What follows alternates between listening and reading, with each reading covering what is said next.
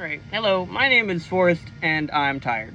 We're going to take the day to talk about kind of an IAR setup and its use cases for a militia, partisan force, neighborhood watch, whatever you want, right? IAR meaning like an infantry automatic rifle, but in this particular case, there is no infantry, nobody else is coming for you, and if there are people coming for you that you are coming to help you, then you probably just fucking should be those people and not these guys, because it's fucking lame getting shot at, you know. Let's first talk about use case. If you are probably in a 4-man team or less, you have no business using anything that would resemble let's first talk about what it is. A weapon system that's designed to put out a higher number of rounds than your basic fighting rifle. That's fine. You have no business using one of these if you're in a system that is in a group smaller than 4, because the odds are that you're probably better off using smaller team tactics, and fire and maneuver situation probably isn't going to help you a lot.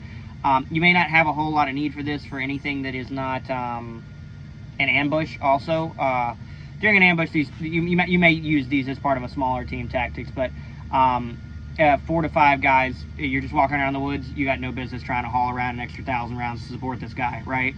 So, and that's another thing, like, if you're this lone guy here, you got no business using one of these. Like, this is not for you. You need a 14.5 or an 11.5 inch barrel, probably pencil barrel or government profile, and you need to be trying to just get out of whatever situation you're in. So that's what it is. That's what kind of situation we're going to see it used for. Mostly just ambushes, maybe some kind of a patrol. If you really do think that you need that kind of firepower, if you do, you're probably better off splitting up into smaller man teams. And we can talk about how to patrol in that kind of situation, but I have no expertise in that. So I'm not an expert in any of this, by the way. I'm just some fucking guy who 3D prints guns occasionally. Let's talk about the systems that you might use. This could be anything from the AR platform, which would be ideal, to maybe an AK platform or a Mini 14. This really does need to be at least semi-automatic. You could hypothetically modify a semi-automatic platform to fire full auto, but you do want to be mindful of how much ammunition you are expending, because this is a partisan force situation. If you're in a military force, you don't need me to tell you what to carry. But you probably don't need me anyways.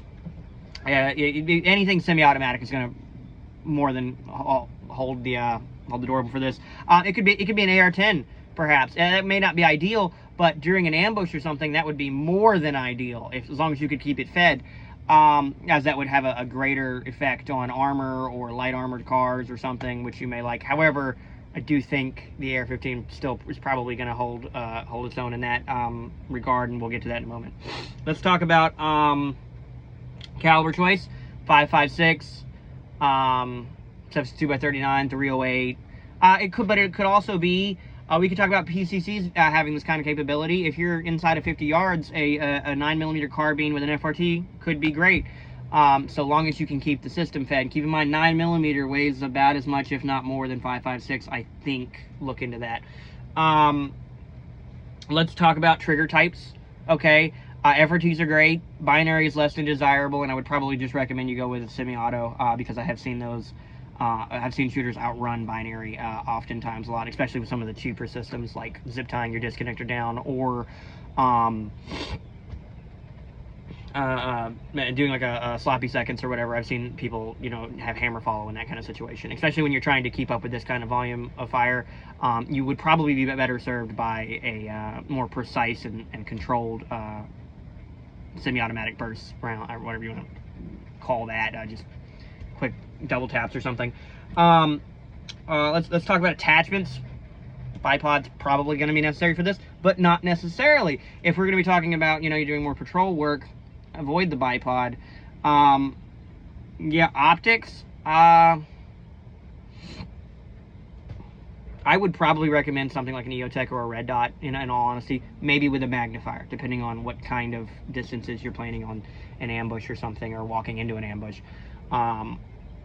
don't really know there. Ammunition feeding devices. A 60 round is great. If you're conducting an ambush, I think the Magpul D60 is the gold standard here. But if you're just patrolling, I don't think you want to appear as the IAR gunner. I don't think you want to. I don't think you want to be a target any more than the rest of your squad. Not to say that you want to get them shot at more, but you shot at less, you matter more to the team. So keep that in mind. I think a Magpul Gen 3 PMag is the Gen 2 with a +10 on it. Have all your mags be like that, and then when you're borrowing mags off your buddies, they're all running 30s. That's a great idea. Ammo types. I think green tips are ideal, but whatever you can get is and I think green tips are going to do better than something like a 308 because they'll allow you with an FRT to get more shots on a armored target while it's maybe driving away from you or something than a 308 would. Recoil plays a big part, and also the ammo that you can carry with you is what's going to win you the fight, not the stuff you leave at home. So think about that. And attachments. I don't think for this kind of situation you need an IR illuminator or a laser designator or anything like that. A flashlight, maybe for the exfil getting out of there if you're worried about leaving at night. But I would avoid the use of flashlights while you're on the X. One more side note, I will say this. The AR platform is the best for this particular reason.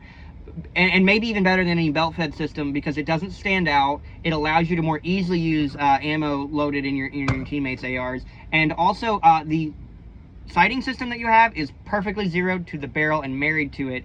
And what I would recommend you do is if you have an AR, have something like a 16 or an 18-inch upper with an optic on it, and then something like a 11.5 to 13-inch, 12.5 would be ideal probably, backup upper, and then that one can be used for patrolling, and then which you really shouldn't be doing, but or maybe CQB work, whatever. And then the lead one that's for setting up ambush would be the 16 to 18-inch upper, and you can deploy that either of those uppers as you see fit, if they're closer, if they're further, if you think you're going to be the fire and maneuver element. I don't know.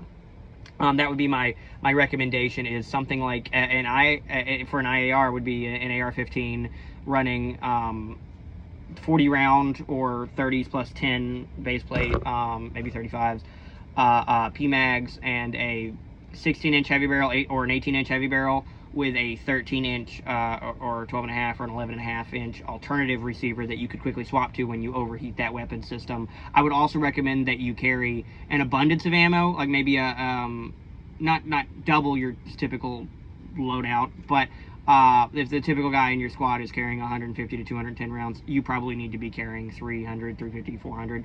And then the other guys in your squad, if you're going to be part of that squad, they need to be prepared to support you, so they need to also probably be carrying, or at least your assistant needs to be carrying an extra 20% ammo on his back to be able to supply you, probably already loaded up in magazines, if possible. Okay? And this is where the drum systems just don't make a lot of sense. They don't stack as evenly. This is 230s. Okay? A drum would take up the space of like 4 of these. Okay, it's not doable. Yeah, I hope that my next episode is going to be the maneuver element of this, where I'm talking about what that kind of squad needs. But avoid these specialist roles of weapon systems if you're a small man team or a single man, or if you don't have the systems to support them. You have no business. You can conduct an ambush with 2 Mini 14s and 2 semi-auto turkey guns. Like, yeah.